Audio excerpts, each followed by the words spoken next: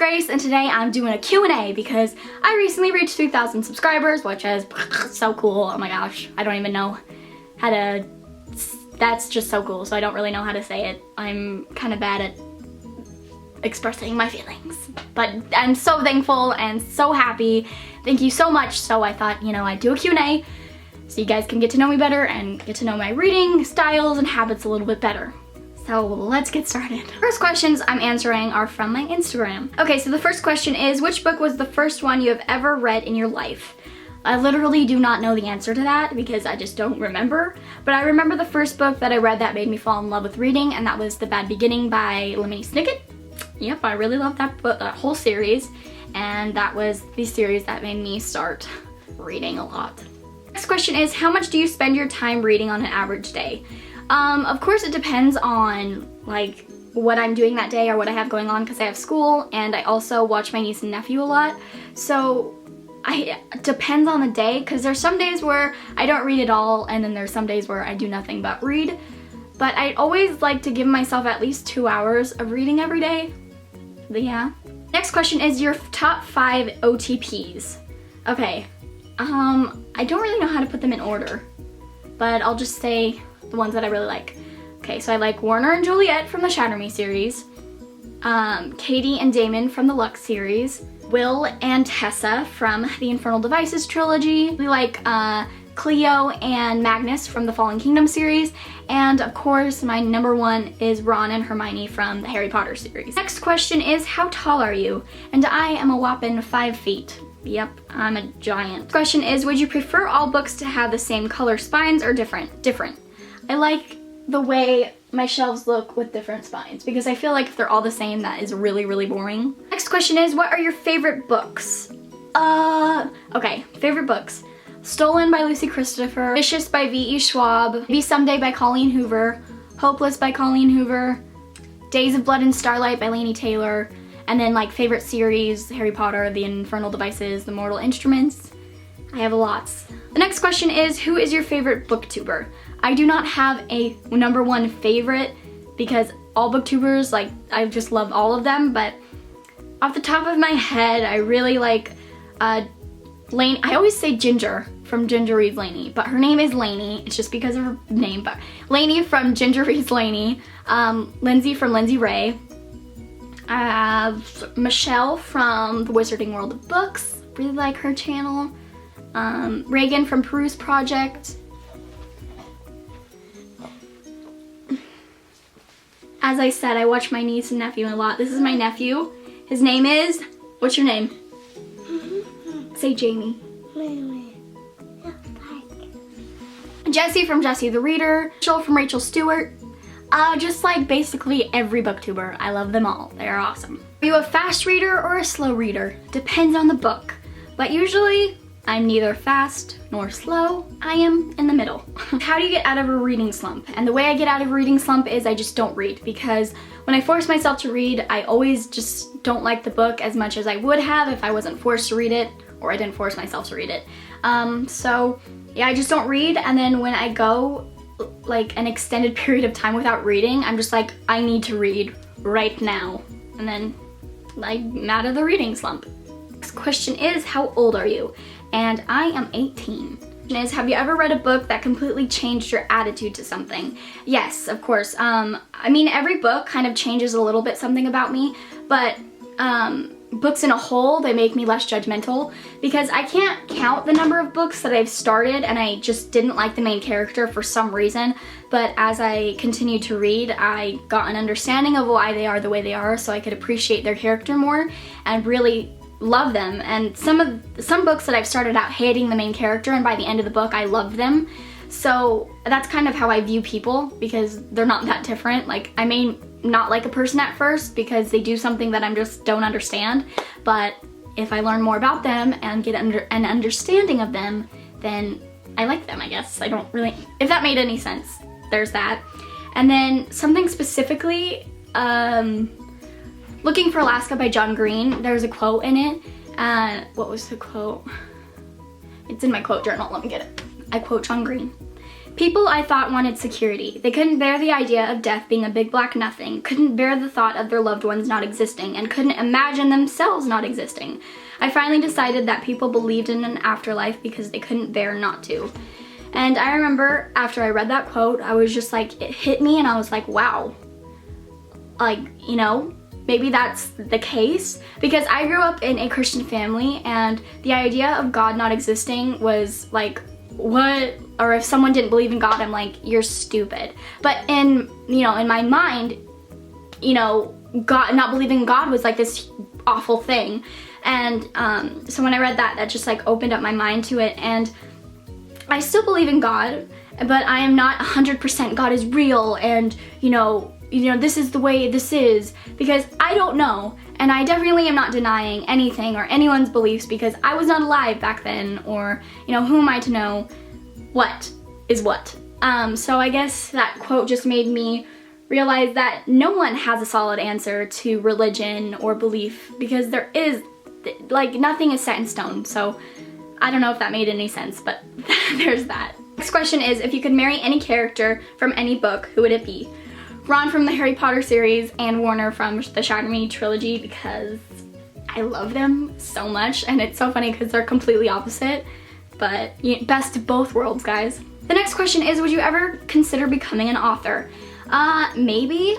I do like to write, mainly because I think I have a pretty good imagination, and I think I have a good, like, I can come up with really good stories in my head, but executing it into writing, it's like not that good.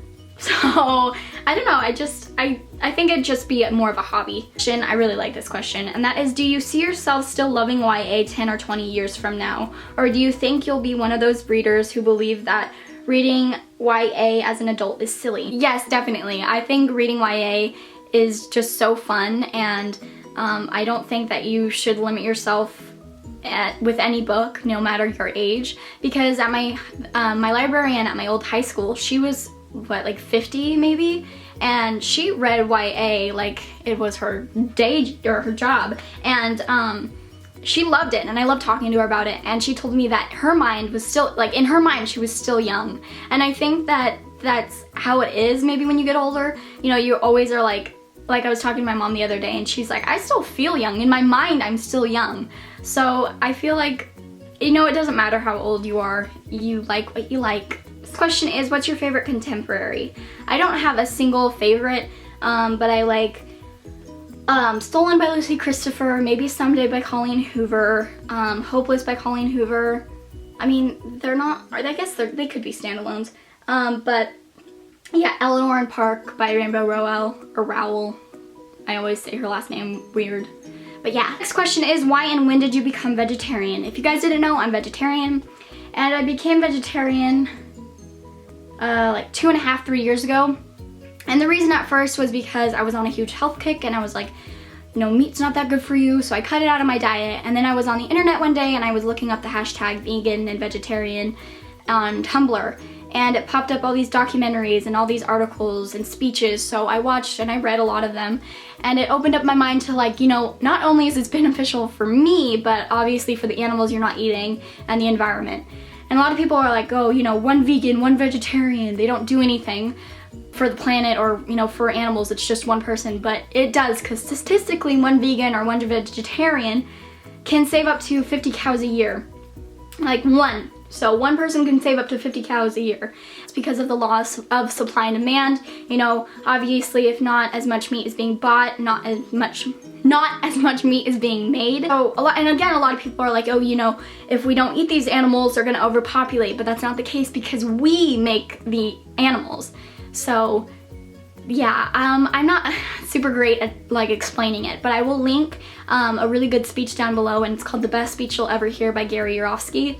And it's very good. And then you guys should watch Cowspiracy, which is a documentary on it.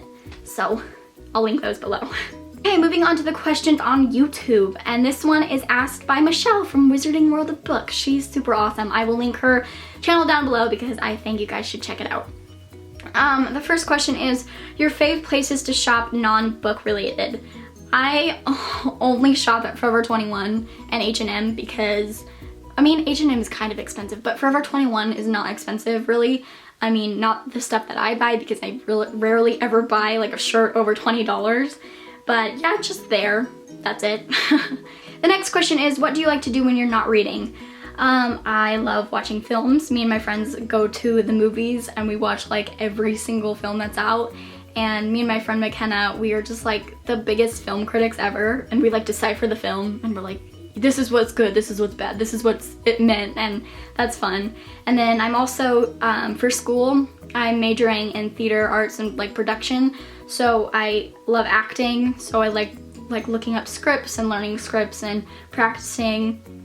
I live with my niece and nephews, so they're really fun to hang out with. They're 4 and 2. I do lots of things. I don't know, like go to the beach. I don't know. Lots of little fun things. The next question is, why did you start YouTube? I started YouTube because, you know, I was reading more, and so I looked up a review on YouTube one day, and then that like introduced me to like the booktube community, and I was like, this is so awesome. So I showed my mom, and I like was watching all these videos with her, and she was like, you know, you should do it. And I was like, yeah, I should. So that's what made me start. The question is, do you have a favorite sci-fi read? Yes, I love The Fifth Wave by Rick Yancey. Next question is, are you in school? Yes, I think, did I answer this? And I am majoring in theater arts and production. Question is, wondering where did you get your bookshelf? This bookshelf I got at Mathis Brothers. The last question is, what is your favorite movie? And I don't have a single favorite movie. I have a couple, or like 4, I don't know. And the first one is Forrest Gump, which I've recently, not too recent, I mean like a year ago I watched it. And that movie was so freaking good. Tom Hanks, I love him with all my heart. He's such a good actor. That movie was just so freaking good. It made me cry, it made me laugh, and I just always think about it. Next favorite movie is Eating Gilbert Grape. I don't know the directors of this movies. I probably should, but I don't. And that is with Johnny Depp and Leonardo DiCaprio, and it's so freaking good. If you haven't watched it, go watch it. And also a movie that I recently discovered, and it's on Netflix, and you guys should go watch it. It's an animated film, and it's originally French, translated in English, and it's called Jack and the Cuckoo Clock Heart. I don't know who it's by, but it is so freaking good. The animation is amazing, the story is amazing. I was on Netflix one day with my niece and nephew, and we were like looking for movies, and I saw it and I was like, what's this? So I played it, and at the end of the movie, I was just like, oh my god, that was so good. It's about this boy, and he is born with a frozen heart, and the midwife takes his frozen heart out and replaces it with a clockwork one. And by having a clockwork heart, you know, it can't take as much as a normal heart would. So his rules are, he can't, you know, lose his temper, he can't mess with his heart, and he can't fall in love. That movie, and I literally, shitting you not, I've watched that movie like 80 times, because my niece and nephew, we watch it like so much, and I have not gotten tired of it, because every time I watch it, I see something new.